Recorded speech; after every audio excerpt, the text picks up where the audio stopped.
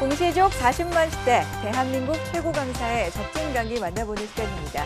공무원 시험 합격의 길로 여러분을 초대합니다. 노량진 특강. 네, 오늘도 여러분의 하루를 알차게 채워드릴 노량진 특강 힘차게 문을 열겠습니다. 학벌을 비롯해서 여러 가지 스펙, 나이 같은 것들도 따지지 않고 공정하게 경쟁을 할 수 있는 공무원 직종의 인기가 점점 높아지고 있습니다. 공무원 전성시대라는 말까지 나오고 있는데요. 공무원을 선택하는, 공무원이 되고 싶다 하는 우리 준비생들의 이야기를 한번 들어봤어요. 왜 공무원이 되고 싶은지. 그랬더니 가장 큰 이유 중에 하나로 저녁이 있는 삶을 살고 싶다를 꼽았습니다.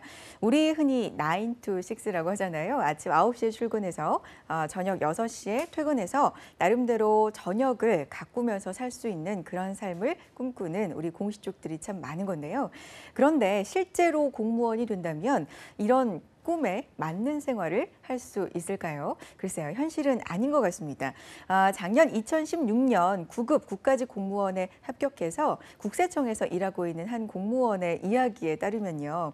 저녁 6시가 돼서 퇴근 시간 종이 울리지만 아무도 움직이지 않고 계속해서 일을 하고 있다. 밤 늦은 시간까지 건물에 불이 꺼지지 않는다라고 이야기를 했습니다. 실제로 통계 조사 결과를 봐도요. 인사혁신처에 따르면 우리나라 공무원 1인당 평균 근무 시간이요. 2,200시간이었습니다. 연간 2,200시간이었는데요. OECD 회원국 평균보다 약 434시간 이상 많은 것으로 나타났습니다. 공무원 하면 무조건 편하다, 일반 기업에 비해서 좀 적게 일한다 이런 인식이 있지만 현실과는 조금 동떨어져 있다라는 결과를 이 통계를 통해서도 알 수가 있었는데, 자, 오늘 사회 강의 두 분의 학생과 함께 하겠습니다. 안녕하세요. 반갑습니다. 안녕하세요. 제가 지금 공무원의 어떤 생활에 대해서, 근무 시간에 대해서 말하면서 문을 열었잖아요. 두 분은 공무원을 준비하고 있기 때문에 더 좀 와닿았을 것 같아요. 예슬 학생 어떻게 생각해요? 네, 저도 처음에 준비할 때는 네. 빨리 끝날 수 있겠다 하고 좋아했는데 네. 제 주변에 먼저 합격한 언니가 세무직에서 일하거든요. 그래서 직렬이랑 부서에 따라 좀 다르긴 한데 네. 언니 말에 의하면 바쁜 이제 연말이나 이럴 때는 퇴근 시간 따로 없이 되게 바쁘다고 하더라고요. 그래요. 네.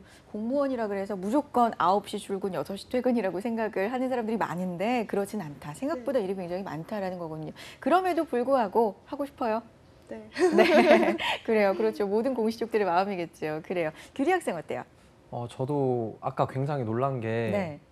생각보다 일을 근로 많이 시간이 하죠? 많더라고요. 일이 많아서 그런지 네. 모르겠는데 그래서 현실은 그렇게 만만하지만은 않구나 하는 걸 느껴요. 네. 그래요. 똑같은 질문 할게요. 그럼에도 불구하고 네. 하고 싶습니까? 합격만 한다면. 그렇죠. 네. 합격만 한다면. 무조건. 네. 맞아요. 무조건. 규리 학생 같은 마음일 거예요. 다들. 그렇죠. 네. 우리 공시생들 지금 이런 말씀 들으면서 상관없다. 정말 합격만 된다면, 일할 수 있게만 해준다면 그 많은 일을 다 하고 싶다라고 생각하시는 분들 아마 많을 것 같습니다. 그만큼 공무원이 되고 싶다는 열망이 너무 강한 분들이 많기 때문에 이런 말씀을 드리는 것조차 참 배부른 소리다라고 하시는 분들도 있을 것 같아요. 하지만 우리 청춘들이 정말 청춘의 일부분을 바쳐서 공무원을 준비하려고 되려고 열심히 노력하는 만큼 공무원들의 처우도 좀 개선이 됐으면 하는 바람입니다. 자, 오늘도 여러분의 공부에 힘을 좀 실어 드릴게요. 사회 강의 함께 하실 텐데요. 공무원 사회 마스터 서호성 교수님의 강의 지금부터 박수로 청해 듣겠습니다.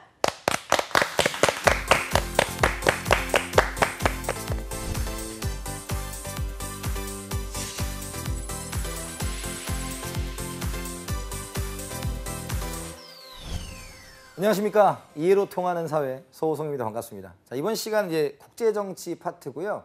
참 안 나올 것 같은데 되게 잘 나와요.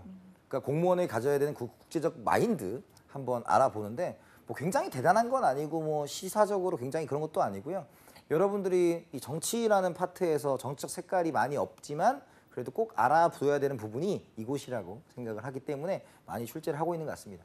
그래서 첫 번째는 정치사, 그다음에 관점, 세 번째 유엔까지 다 골고루 출제가 됐고요. 공부를 하시는데 뭐 크게 어려움은 없으실 겁니다. 자, 먼저 이제 국제 정치를 보는 관점부터 얘기할게요. 국제 정치라는 것은 우리가 국제가 뭐예요? 인터내셔널 아니에요. 인터내셔널. 나라 간에 정치라는 것을 어떻게 할 거냐라는 것을 이제 두 개로 나누어 봅니다. 자유주의적 관점과 현실주의적 관점. 여러분들이 이 얘기를 들어보면 나는 이런 식의 관점을 가지고 있다라는 생각을 드실 텐데요. 여기서 중요한 건 항상 얘기하지만 설명 안 하셔도 돼요. 구분만 하시면 됩니다. 구분만. 아시겠죠? 시험 문제는 국제 정치를 보는 관점이라는 명시적 문제의 문장으로 있습니다. 아시겠죠?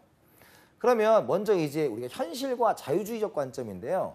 우리 첫 번째 인간을 볼 때 홉스식 인간관 기억나세요? 홉스 우리 사회계약설 할 때 홉스 기억나죠? 제가 그때 다 빨아먹는다. 인간은 이기적이다라고 말씀드렸어요. 그래서 홉스는 굉장히 이기적인 개인들이 만나 있고 그 이기적인 사람들이 만들어낸 것이 뭐다? 국가다라는 거예요. 국가다. 그렇기 때문에 항상 다른 건 다 필요 없고 우리나라의 자국의 이익만 필요하다라고 주장하는 것이 현실주의적 관점이죠. 뭐 최근에 뭐 트럼프나 여러 가지 아베 뭐 이런 그 각국의 정상들이 왜 그런 행동을 하는지는 우리가 그 나라 입장에 생각해 보면 당연히 그 나라의 이익만을 추구한다라고 생각하시면 되겠죠. 그래서 여기에서 그 실현 방안이 뭐냐라고 하면 첫째도 힘, 둘째도 힘, 군사력이 바탕이 되면 자기가 원하는 것을 이룰 수 있다라고 하는 것이 현실주의입니다. 아시겠죠?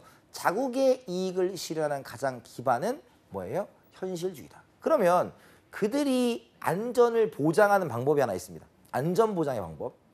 우리 싸움, 규리 학생 옛날에 싸움 해봤어요? 아니요, 저는 안 해봤어요. 뭐 또 저만 싸움만 해본 그런 사람이 된 것 같아요. 우리가 이제 친구들이 싸움을 하잖아요. 그럼 한번 생각해봐. 싸움을 할 때 왜 싸우는 걸까요? 싸움을 진짜 내용 우리 원인은 필요 없고 싸움을 하잖아요. 왜 싸우는 걸까요? 의견이 달라서. 아니에요. 이길 수 있을 것 같으니까 싸우는 거예요. 아니 당연한 거예요. 생각해보세요. 덩치 이만한 막 서장훈 같은 분이 막 지나가요. 그럼 뭐 죄송합니다. 서장훈 씨한테 굉장히 죄송하고 키가 크시니까 그럼 이제 시비를 딱 걸잖아요. 그럼 우리가 싸울까요? 안 싸울까요? 안 싸워요. 왜? 이길 수 없을 것 같으니까요. 그죠? 그게 현실주의에서 얘기하는 겁니다. 미국과 소련이 있다. 그 둘이 예전에 싸우지 않았던 냉전 시기는 왜 있더냐? 왜 있던 거냐? 서로 싸우면 미래를 담보할 수 없으니까 안 싸웠다. 그것이 평화를 유지하는 방법, 세력 균형이라는 거예요. 이해 갔어요? 근데 자유주의 관점은 계몽주의, 이상주의입니다. 이게 뭐겠어요? 우리는 모두 이성적이고 이상적이니까 나의 이익뿐만 아니라 다른 사람의 이익을 챙길 수 있다. 그런 거죠. 그러니까 전 세계의 이익을 한번 따라가 보자 라고 하니까 인간은 이성적으로 전 세계의 이익을 추구할 수 있다. 그게 뭐겠어요? 대표적으로 환경 문제에 대응하는 전국의 전 세계의 마인드겠죠. 그죠? 그렇기 때문에 인간은 착하니까 법만 잘 세우면 돼. 그리고 그 국제기구에서 만든 법도 중요하다라고 얘기하는 것이 이상주의, 옛날 이제 자유주의적 관점이라고 얘기하는 것이 되겠고요. 여기는 우리가 평화를 유지하는 방법이 아까 세력균형은 뭐였어요? 싸우면 죽을 것 같으니까. 근데 여기는 뭐냐면 우리는 본래 친구야. 그런데 한 명이 이렇게 뛰쳐나가면 모두 공격을 하는 거죠. 그러면 다시 돌아옵니다. 그걸 집단 안보라고. 대표적인 케이스가 뭐냐면 우리가 이제 뭐 북한이나 뭐 시리아나 각 유엔의 산하에 있다가 나가잖아요. 그러면 야 그러지 마. 제재를 막 가합니다. 그럼 다시 잘못했어 이렇게 들어오는. 처음부터 적의 규정이 있다고 하면 현실주의. 처음부터 적의 규정이 없으면 이상주의. 그럼 간단하게 기억하시면 현실주의는 뭐다? 힘을 바탕으로 군사력을 바탕으로 자국의 이익을 추구한다라는 것이고 그 수단은 세력균형, 평화를 유지하는 방법은 세력균형이다. 반대로 자유주의적 관점보다 인간은 착하니까 국제법이나 국제기구를 통해서 전 세계의 이익을 추구하면 되고 평화를 유지하는 방법으로 집단 안보가 있다 정도로 구분을 하시면 여러분들이 좋은 공부가 될 수 있을 것입니다. 두 번째는요. 이제 국제사회 면천 막 잔뜩 있어요. 여러분 역사를 좀 볼 건데 너무 깊게는 안 가셔도 되고 항상 여기도 마찬가지로 키워드를 바탕으로 구분을 하시는 게 중요해요. 그럼 먼저 베스트팔렌 조약이라는 게 뭐냐면 예전에는 이제 종교의 시대였어요. 이유가 같은 문화권으로 같은 생활권으로 합쳐질 수 있었던 이유는 우리가 그리스도교를 바탕으로 합쳐져 있기 때문이에요. 그래서 그때는 너는 무슨 종교를 믿니? 루터의 신교냐? 뭐 가톨릭의 구교냐? 아 미안해요. 어려운 얘기해서. 자 그런 건 아닌데 어쨌든 종교를 뭘 믿느냐가 굉장히 중요했단 말이에요. 그런데 이 30년 전쟁이라는 종교 전쟁이 끝나고 나서 이제 종교의 자유를 줍니다. 그래 니네가 믿고 싶은 거 믿어라. 뭐라 하지 않겠다. 라고 하는데 사람은 외롭잖아요. 이제 뭉치기 시작하는 거예요. 그러면 우리는 이제부터 뭉쳐보자. 그럼 우리가 어떻게 뭉쳐야 되겠냐? 그래, 민족이란 이름으로 뭉쳐보자라고 하는 게 베스트팔렌 조약이고요. 이제 정치학을 전공하신 분들은 국제정치 시작이라고 얘기하는 건데 이것도 참 되게 오만한 거죠. 사실 우리 신라도 다 국제정치 하고 있었는데 요때 이제 1648년에 국제정치 시작이라고 하는 게 좀 웃기긴 하지만 우리는 수험상으로 이런 얘기는 기억하지 않아도 됩니다. 중요한 것은 종교의 선택을 할 수 있는 민족국가의 시작이 베스트팔렌 조약이다. 첫 번째 기억하시면 되고요. 두 번째가 제국주의가 있고요. 그 다음에 전체주의라는 게 있죠. 1차 세계대전 이후에 1차 세계대전 때 제국주의, 식민지 건설로 인해서 만들어졌고요. 1차 세계대전이 일어납니다. 그리고 그때 만들어낸 게 국제연맹이죠. 국제연맹. 그래서 국제연맹이 성공했어요, 실패했어요? 유리 학생 성공했어요, 실패했어요? 실패죠. 그렇지 성공했다면 2차 세계대전이 일어나지 않았겠죠. 그죠? 그래서 기본적으로 1차 세계대전은 제국주의 국제연맹. 그 다음에 2차 세계대전은 전체주의 국제연합이 만들어졌다라고 기억을 하시면 돼요. 근데 국제연합에 대해서는 조금 이따 볼 거니까 이제 포인트가 이거예요. 여기에 있는 내용들을 여러분들이 다 몰라도 됩니다. 근데 기본적으로 여러분들이 우리가 이 시대를 살았지만 여기는 여러분들이 이제 한국사랑 좀 많이 부딪히는 부분이죠. 한국사랑. 그런데 이제 키워드를 잘 보면 우리가 첫 번째로 냉전의 시작. 냉전이라는 것은 실제로 전쟁을 하지 않고 우리가 긴장 상태를 유지하고 있는 거예요. 긴장 상태를 유지하고 있는 것이다. 따라서 우리가 처음에 동유럽에서 사회주의가 막 넘어오게 되니까 그때 이제 트루먼 대통령이 이 유럽의 공산을 막겠다라고 한 것이 트루먼 독트린이에요. 트루먼 독트린. 그것으로 해서 냉전이 시작되었다라는 거죠. 그래서 여러분 첫 번째 냉전이 시작된 트루먼 독트린 뭐예요? 냉전의 시작, 양극체제, 이데올로기 시대 이렇게 기억을 하시면 됩니다. 그래서 제가 이따가 또 정리를 한번 해드리도록 하겠습니다. 자, 두 번째로는요. 이제 트루먼 독트린 때 냉전이 시작됐는데 한 60년대부터 쭉 해가지고 무슨 일이 발생하냐면 이제 그 냉전을 이끌었던 강대국의 대항마들이 나타나기 시작을 해요. 대항마들이. 그래서 소비에트 연방, 소련 알면 우리 세대예요. 우리 세대. 소련 알면 우리 세대. 그래서 소련이라는 국가에 대응한 게 누구냐면 중국입니다. 중국. 그리고 미국에 대항하기 시작하는 게 이제 뭐 경제적으로 일본, 뭐 프랑스 이런 나라들이 굉장히 뭐 싸웠다는 게 아니라 이제 힘을 가지기 시작을 했다는 거죠. 그리고 마지막으로 이따가 배우겠지만 유엔이라는 곳에 총회가 있는데요. 총회는 기본적으로 1국가 1표의 원칙을 행사를 합니다. 그래서 이제 소위 말해서 국가수가 중요해지게 되죠. 그래서 신생 독립국이라고 하는 제3세계가 등장하게 됩니다. 그래서 이제는 양극이 아니라 다극 체제가 되고요. 다극 체제가 되고 이때 냉전이 완화되는데 그 사건이 뭐냐면 우리가 닉슨 독트린이란 거예요. 닉슨 독트린. 우리가 생각해 보면 중국에서 굉장히 심혈을 기울인 운동이 탁구예요. 탁구. 그죠? 탁구. 그래서 우리나라 사람이 탁구 한번 이기면 중국에 난리가 납니다. 난리가 나요, 진짜. 시간 관계상 제가 그런 얘기를 할 수는 없지만 이런 것들에서 이런 사건이 있었어요. 뭐냐면 세계 선수권 대회에 이제 버스가 가고 있는데 미국애가 차를 놓친 거예요. 그래서 탔는데 이제 중국 버스를 탄 거예요. 그 당시에 냉전 시기니까 굉장히 사이가 안 좋았겠죠. 그때 이제 그 세계 랭킹 1위였던 중국 선수가 같이 사진을 찍은 거를 중국의 지도자가 보게 된 겁니다. 그래서 그걸 이용해서 이제 탁구 선수단을 초청해가지고 했던 게 핑퐁 외교예요. 핑퐁 외교.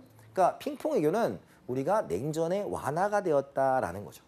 그래서 여긴 키워드가 뭐예요? 첫 번째가 냉전의 완화, 다극체제, 닉슨 독트린. 닉슨 독트린은 아시아의 일은 아시아에서 하세요. 다른 말로 괌 선언이라고 하는 건데 아시아에는 알아서 하세요라는 건 중국에게 어느 정도의 힘을 주었다는 측면에서 이제 약간의 친분이 생긴 거겠죠. 그리고 마지막으로 그래도 여전히 이데올로기의 시대다라는 겁니다. 그 다음에 이제 뭐가 되겠어요? 1980년 모스크바 올림픽 우리가 자유진영 불참합니다. 1984년 우리가 LA 올림픽 공산진영 불참해요. 그럼 1988년 무슨 올림픽? 서울 올림픽. 그 캐치프라이즈가 뭐예요? 손에 손잡고 아니겠습니까? 그래서 그때쯤이 냉전이 끝나가게 되는 거고요. 그때 이제 우리나라가 여러 가지 국가, 이제 우리 한국사 시간에 배웠을 북방외교 있잖아요. 그래서 배고픈 나라 헝가리, 미안합니다. 그냥 웃기려고 한 거였고요. 헝가리 같은 나라와 이제 무역을 맺기도 하고 집에 가면 재밌을 거예요. 네. 그래서 그런 것들이 있는데 그때 이제 한 게보다 몰타 회담 독일의 통일입니다. 근데 제가 복잡하게 얘기했지만 이렇게 기억하시면 돼요. 자, 이렇게 트루먼, 닉슨, 몰타. 그죠? 양극, 다극, 단다극, 이데올로기, 실리 이렇게만 해보시면 됩니다. 이해가세요? 그래서 그 키워드들이 여러분들 문장에 있을 거예요. 그래서 이따가 다시 한번 정리해드리겠지만 복잡한 얘기보다는 어차피 스토리는 여러분 한번 들으면 아 그거 정도면 되는데 문제를 풀 때는 그게 조금 중요하고요. 그 앞에서 있던 베스트팔렌 조약 그리고 1, 2차 세계대전의 제국주의와 전체주의 정도 이렇게 기억을 해두시면 여러분들이 좋은 공부가 될 겁니다. 자 이제 국제정치 행위 주체인데요. 이제 이렇게 있죠. 국가, 초국가적 행위체, 국가 내부적 행위체 개인이 있습니다. 그 국가는 당연히 가장 중요한 행위 주체겠죠. 다만 옛날보다는 중요성이 조금 떨어지죠. 하지만 여전히 중요합니다. 두 번 초국가적 행위체는 뭐가 있겠어요? 국제기구라든지 아니면 다국적 기업 같은 것들이 여기 들어갈 수 있고요. 근데 국가 내부적 행위체는 맨날 이제 우리 요즘 얘기하는 게 뭐예요? 독도가 우리 땅이냐 니네 땅이냐 하는 거 있잖아요. 그래서 우리 울릉군하고 맨날 이제 거기 일본의 그 무슨 현하고 맨날 싸우는 거 있지 않습니까? 지방자치단체 같은 거. 그다음에 개인 같은 경우는 이제 뭐냐면 그 전 유엔 사무총장이었던 뭐 반기문 그 전에 코피 아난 이런 분들이 이제 전 세계적으로 활동을 하고 있다라는 걸로 보시면 됩니다. 자 국제기구고요. 국제기구가 이제 세 가지가 있는데 요거는 이제 간단해요. 이게 시험지 나왔어요. 어떻게 나왔냐? 아주 심플합니다. 회원 자격에 따라서 정부 간 국제기구와 비정부 간 국제기구, 지리적 범위에 따르면 범세계적 국제기구, 지역적 국제기구, 기능적 범위에 전문적 기구, 포괄적 기구가 있는데 말이 되게 어렵죠. 시작할게요. 유엔은 회원 자격이 국가만이죠. 국가니까 뭐예요? 정부 간 국제기구. 그 다음에 유엔은 전 세계 국가가 다 가입 가능하죠. 그러니까 뭐예요? 범세계적 국제기구. 그죠? 그 다음 마지막으로 기능적 범위에서 전문적이에요, 전문적이에요, 아니면 포괄적이에요? 유엔은? 포괄적이에요. 여러분 유네스코 세계 문화유산도 유엔에서 정하는 거예요. 이해가세요? 그러니까 굉장히 많은 게 있다라는 건데 요건 여러분들이 한 번 더 해볼까요? 그럼 피파 있죠, 피파. 피파는 정부가 아니에요, 비정부가 아니에요? 피파. 네? 비정부가 아니죠. 왜 많은 여학생들이 정부관으로 알고 있어요. 근데 피파는 축구협회가 가입하는 겁니다. 비정부가 아니고요. 그 다음에 지리적인 것은 전 세계적이죠. 그러니까 범세계적 국제기구고 그 다음에 기능적에서는 뭐냐면 전문적 축구만 하니까. 그래서 요걸 구분하는 문제가 출제가 됐어요. 생각보다 어렵진 않은데 여러분들이 이제 오해를 하실까 봐. 그래서 자기가 이걸 막 외운다는 게 아니라 한번 여러 가지 국제기구가 있으면 한 번쯤 이렇게 체크를 해보면 뭐 충분히 될 수 있는 부분입니다. 근데 결론은 이거 하려고 한 거예요. 유엔, 국제연합. 국제연합이 굉장히 잘 출제가 돼요, 여러분들. 그래서 유엔이라는 것이 총회, 안전보장이사회, 경제사회이사회, 국제사법재판소로 이루어져 있고요. 여기에서 이제 많이 나오는 것 중에 하나가 안전보장이사회, 안보리라고 하는 것이 굉장히 많이 출제가 되고 있습니다. 출제가 되고 있고요. 각각의 특징은 우리가 한번 살펴보면 총회는 우리가 주권 평등의 원칙에 따라서 모든 국가가 한 표씩 행사할 수 있는 게 총회입니다. 총회. 그래서 여기서는 제일 중요한 것이 뭐냐면 어떠한 국제적 사건에 행동을 취하기 전에 명분을 만드는 곳이 우리가 총회라고 보시면 됩니다. 그렇죠? 두 번째가 안전보장이사회인데요. 안전보장이사회는 먼저 상임이사국이 5개고요. 비상임이사국이 10개입니다. 그래서 우리가 상임이사국 미, 영, 푸, 중, 일이라고 하면 틀려요. 왜냐하면 일본은 될 수가 없어요. 독일과 일본은 강력한 국가이긴 하나 세계대전의 책임을 지고 있기 때문에 들어갈 수가 없습니다. 그래서 최근에 이제 들어가고 싶어 하는데 미, 영, 푸, 중, 러 5가지 국가고요. 그 다음에 비상임 이사국은 돌아가면서 합니다. 그래서 기본적으로 얘기했을 때 이 15개 국가에서 9개 국가가 9개 이상이 찬성을 하고 근데 조건이 뭐냐면 거부권이라는 걸 상임이사국이 가지고 있습니다. 그래서 그걸 행사하게 되면 못해요. 그래서 여기서 알 수 있는 게 거부권을 행사할 수 있다. 힘의 차이를 인정한다. 자유주의적 관점이에요? 현실주의적 관점이에요? 현실주의적 관점이 된다라는 것도 기억을 해 두셔야 될 겁니다. 따라서 우리가 여기서 하는 것이 뭐냐면 군사적이고 경제적인 제재, 뭐 우리가 송금을 막는다든지 아니면 우리가 PKO, 평화유지군을 파견하는 것들도 다 여기서 결정을 하는 거예요. 그래서 여기 중요하고요. 그 다음에 국제사법재판소는 여러분들이 무엇을 기억해야 되냐면 양 당사국의 동의를 얻어야 된다라는 거예요. 양 당사국의 동의를 얻어야 돼요. 우리 출제는 유엔에 가입하지 않은 국가들도 가능하다라는 것이 출제가 되는데 가장 많이 나오는 패턴은 양 당사국이 동의를 해야 된다라는 게 가장 중요한 포인트입니다. 그러면 국제사법재판소에서는 사람에 대한 처분을 내릴 수 있을까요? 사람에 대한 처분? 전쟁을 일으켰다든가 전범들.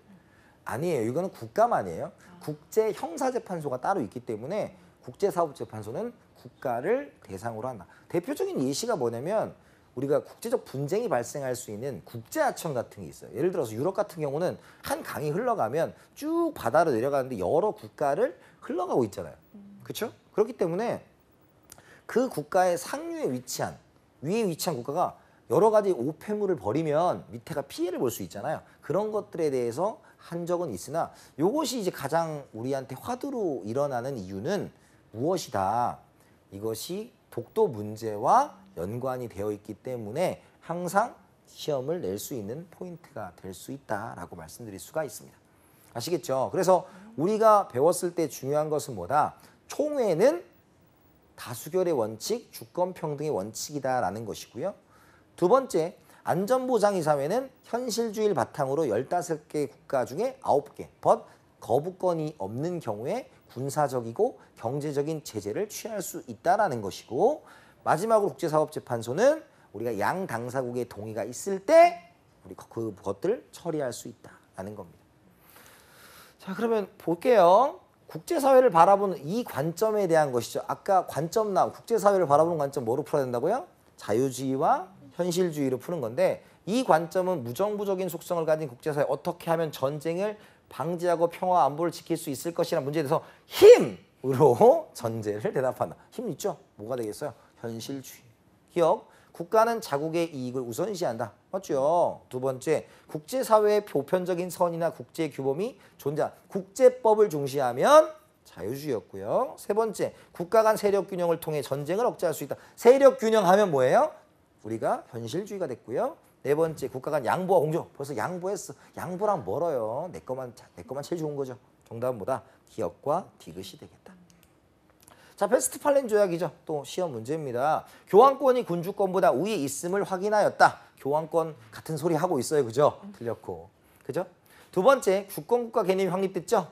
왜? 예전엔 종교로 뭉쳤다면 이제는 우리가 주권국가로 뭉치겠다. 세 번째, 국제기구 설립과 다자협의를 통한 평화 유지 합의했다. 이건 세계대전이 일어난 후고요. 네 번째, 30년 전쟁을 종결시켰다. 베스트팔렌은 30년 전쟁의 마침표였다라는 겁니다. 자, 다음 글의 A, B에 대한 설명으로 옳은 것은입니다. 2차 세계대전 이후 국제 분쟁을 해결하기 위해 실질적 권한을 갖는 A가 창설되었다. A는 평화유지 업무 외에도 사회, 경제, 문화 등의 비정치적인 분야에서도 활발한 활동을 펼쳐 국가 간 우호 협력 증진에 이바지하고 있다. A가 뭐겠어요? 유엔이겠죠. 그죠? 국제연합이겠죠. 그 다음에 A의 평화 유지를 위한 책임은 산하기관인 B에 있는데 B는 핵 확산 방지, 군비 축소, 테러 국가에 대한 경제적, 군사적 제재 등을 논의하고 결정한다입니다. 그러니까 B는 뭐예요? 실제로 힘이 있으니까 안전보장이사회다. A는 포괄적 기능을 수행하는 촉가적 행위 행위다. 정답 1번이에요. 끝. 그죠? 2번, A는 국가 간 협력을 증진하는 비정부 국제기구다. 유엔은 정부 간 국제기구였고요. 세 번째, B는 사법적 절차를 통해 국가 간의 분쟁을 해결하는 것은 국제사법재판소였고요. 네 번째, B의 의결시 상임이사국과 비상임이사국은 거부권을 행사할 수 있다. 거부권 누구만? 상임이사국만 가질 수 있다. 이 정도의 문제입니다. 그래서 이게 제일 중요한 거라고요. 좀 명확하시죠? 냉전의 시작, 양극 이데올로기 트루먼. 그 다음에 냉전 하나, 다극 이데올로기 닉슨. 이데올로기라는 것은 생각만 같으면 도와준다는 뜻이에요. 그 다음에 냉전, 종식, 단다극, 실리, 몰타 회담이 있다. 그래서 요 표 하나 여러분 잘 기억하시면 될 거고요. 우리가 이제 자유주의는 전 세계의 이익 추구, 국제법, 집단 안보다. 현실주의는 자국의 이익 추구, 군사력, 세력 균형이 있다라는 것이고요. 그다음에 우리가 국제연합의 총회는 자유주의, 안전보장 이상의 현실주의다라는 것을 우리가 잘 기억하시면 될 것 같아요. 그래서 세 가지의 포인트들이 여러분들이 역사를 너무 어렵게 생각하거나 이런 것들 대단한 것이라고 생각하면 오산이고요. 여러분들에게 필요한 정보는 여기 다 있으니까 여러분들이 보시고 궁금한 거 있으면 다시 한번 찾아보시고 하시면 좋은 공부가 될 겁니다. 아시겠죠? 수고하셨고 다음에 더 멋진 모습으로 찾아뵙겠습니다. 감사합니다.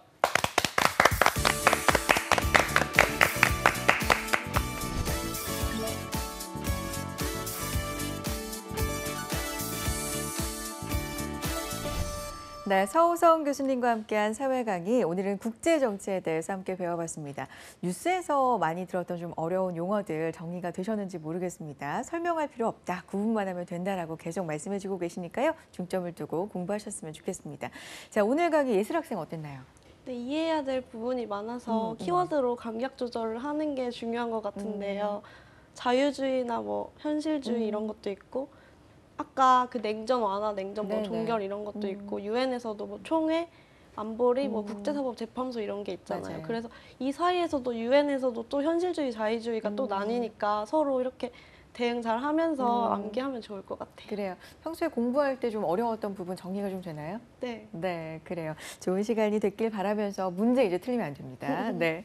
자, 노량진 특강 마칠 시간이 됐습니다. 오늘 문을 열면서 뭐 사기업, 공기업, 공무원 할 것 없이 굉장히 많은 업무량에 시달리고 있다라는 이야기 함께 나눴었는데 학생들과 얘기 중에 그런 공무원이라도 정말 되고 싶다. 그렇게 많이 일해도 되니까 합격만 하면 좋겠다라는 이야기까지 나왔습니다. 많은 우리 취준생 그리고 공시족들의 마음이 아닐까 싶은데요. 그만큼 일을 하고 싶어도 일자리가 없어서 낭비되고 있는 인력이 참 많다는 이야기겠지요.